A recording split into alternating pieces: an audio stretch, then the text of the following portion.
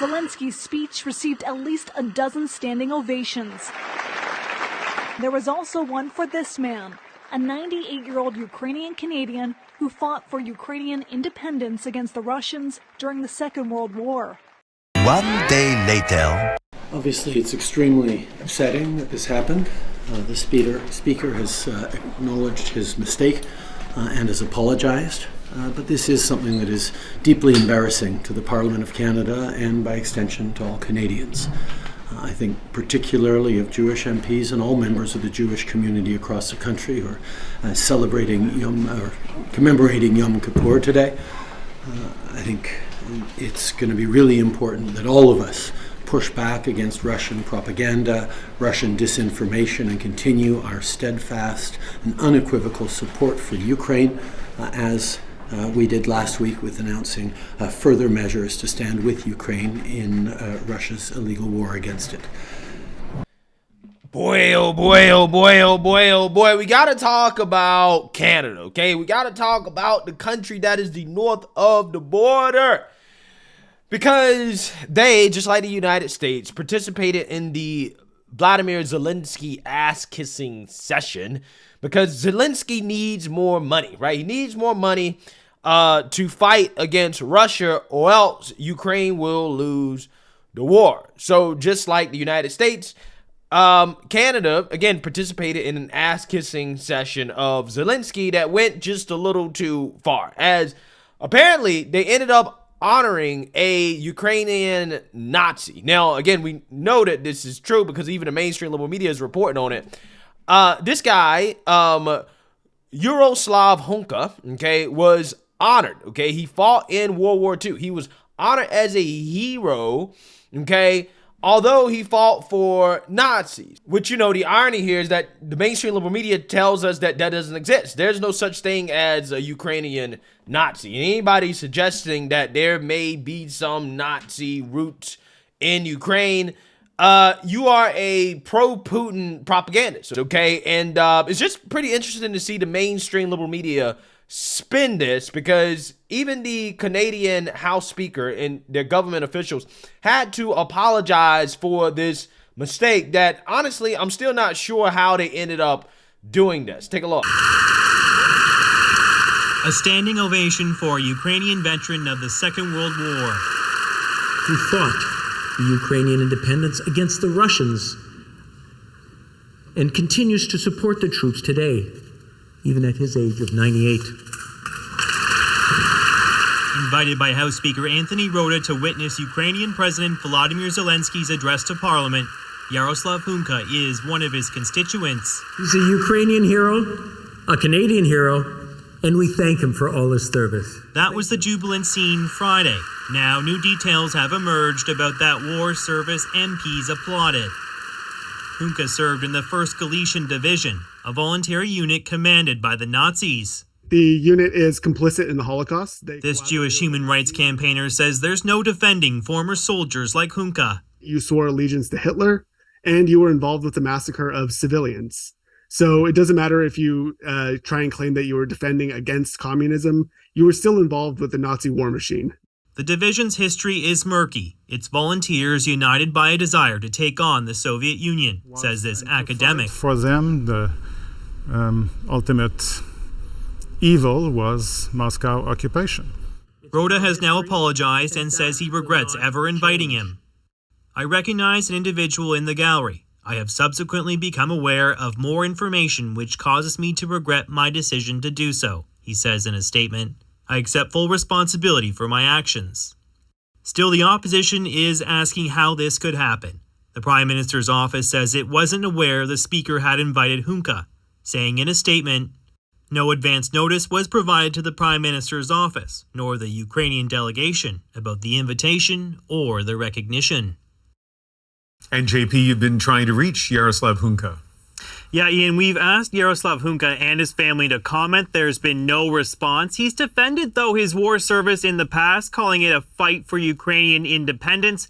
Regardless, Russian propagandists have already pounced, using his presence in Parliament to malign Ukraine and Canada's support for their war effort. Ian? JP Tasker in Ottawa. Thanks. Yeah, so you've seen that, you heard that, okay? Truly an embarrassing moment for Canada and Ukraine and the West, really. I mean, the United States as well, too. I'll throw us in there as well, too, because the worship of Ukraine has gotten to the point where they're literally honoring Nazis in Parliament, right?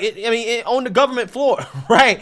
Again, it's embarrassing, okay? I'm not entirely sure how in the world did they not vet this guy's background enough to see that, hey, this guy, not sure we should be honoring Nazis, okay, in our government. I'm not sure we should be doing that. But again, the worship of Ukraine has gotten so bad that apparently they overlooked that, right? They overlooked it, okay? And they ended up doing this and embarrassing themselves and exposing some things that, again, the mainstream liberal media doesn't really want to talk about too much, okay? But it's really comical how the reflexive response to the backlash that they're receiving is that, well, if you have a problem with it, then you must be pushing Russia propaganda, right? You're pushing Putin propaganda. You're pro-Putin for pointing out and criticizing the Canadian government for making this mistake, right? Something that, again, they did. Apparently, Putin is responsible for that, okay? Because I guess Russia is taking advantage of it, right? And using it to criticize Canada and their support for Ukraine. Apparently, you pointed out and saying, you guys, you really made a mistake here. Apparently, you're not supposed to politicize it, okay? Or else you are a Russian propagandist. Again, this is clown world, okay? This is where we're at this point in politics, especially when it comes to this war in Ukraine. It's really silly. Regardless, the Conservative Party in Canada has jumped on top of this. Pierre Poilievre, and I know I probably mispronounced his name, and I apologize about that, but he has trounced on his opportunity to criticize Justin Trudeau for, again, this embarrassment to that country. Take a look. Leader of the opposition. Well, if the Prime Minister is so proud of how he conducted himself, he would be on the floor in the House of Commons today answering questions. Instead of hiding under a rock.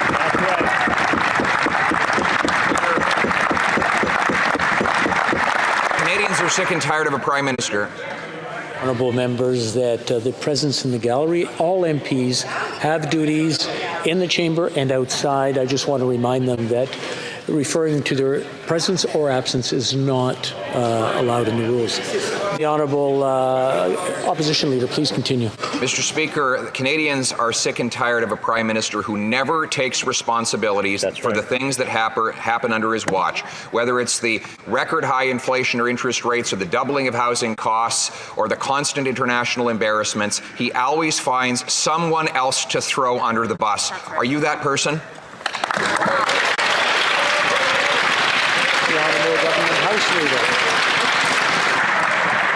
Mr. Speaker, I know the Leader of the Opposition doesn't want to rely on the facts, but the facts in this situation are that the government had no prior knowledge that this individual was being invited, nor that he would be recognized. And if they go back and recall what happened on Friday, they will see that it was indeed the Speaker of the House that recognized this individual. We were all caught off guard. It's deeply embarrassing to this Parliament, but to Canada, and I ask that we all deal with this responsibly. Thank you, Mr. Speaker. Yeah, so again, excuses, okay? They had no prior knowledge of what this guy was up to, right? Fighting for the Nazis. Again, it's truly embarrassing. But you know what is more embarrassing? You know what I actually dislike more than, honoring Nazis, right? Giving all our money away to the point where I think that we've created a 51st state in this union, and that is Ukraine, okay? Because I want you guys to take a look at this 60 minutes segment here where they talk about all of the support that we are providing to Ukraine, and it's not just giving them weapons. No. We're doing a lot more than that, okay? We are essentially their whole economy, and we are employing their farmers. We're paying the salaries of first responders and subsidizing small businesses. Again, if I was Puerto Rico, right, I would be absolutely pissed about this next segment, especially considering how the fact that, United States, our politicians, Democrats, don't want any accountability for the funds or to even track where the funds are actually going, or if they're being used correctly and properly for the purposes that they're supposed to be used for. Take a look. American taxpayers are financing more than just weapons. We discovered the US government's buying seeds and fertilizer for Ukrainian farmers and covering the salaries of Ukraine's first responders, all 57,000 of them. That includes the team that trains this rescue dog, named Joy, to comb through the wreckage of Russian strikes looking for survivors. And the US also funds the divers, who we saw clearing unexploded ammunition from the country's rivers to make them safe again for swimming and fishing. Russia's invasion shrank Ukraine's economy by about a third. We were surprised to find that to keep it afloat, the US government is subsidising small businesses. While in Kiev, we learned that 3 of McCain's former colleagues were also in town. Democratic Senators Elizabeth Warren and Richard Blumenthal, and Republican Senator Lindsey Graham. They don't normally agree on much. Together, though, they're some of the staunchest supporters of US funding for Ukraine's resistance. They're on track to break the Russian army. And the only way they could possibly lose is if we pull the plug on them. The wreckage of Russia's war machine was on display for Ukraine's Independence Day celebrations, even as almost a fifth of the country remains under occupation. People ask me, is it worth it? Here's what we've gotten for our investment. We haven't lost one soldier. We've reduced the combat power of the Russian army by 50%, and not one of us has died in that endeavor. This is a great deal for America. You've previously said that it's the best money we've ever spent. That's still true? Since we helped Churchill stand up to the Nazis. We have to have confidence that the dollars we're spending are actually being spent in defense of the nation. All of that is important, but that's why we're here. The senators and other US officials told us there have been no substantiated cases of American weapons being diverted. The United States Department of Defense ought to be telling the story about oversight. We're monitoring, we're following every piece of equipment. There has been no diversion, no evidence of misappropriation. This is an American success story on aiding a partner fighting for freedom. Wow. Wow. I'm just saying, I mean, if that's not propaganda, I don't know what to tell you, bro. I mean, they're literally saying, oh, yeah, we don't have any real measures in place to, actually track where all this stuff is going. Okay. But, hey, trust us, right? Trust us. We're monitoring everything. Okay. We're monitoring all of the equipment. There's no evidence of misappropriation. Don't worry, right? Over $100 billion. We know where every single dollar is going. Okay. I'm just saying, if you trust these politicians and what they're saying, okay, I have some beachfront property to sell you in Montana, right? I'm just saying, it's beautiful, gorgeous, right? Right by the beach.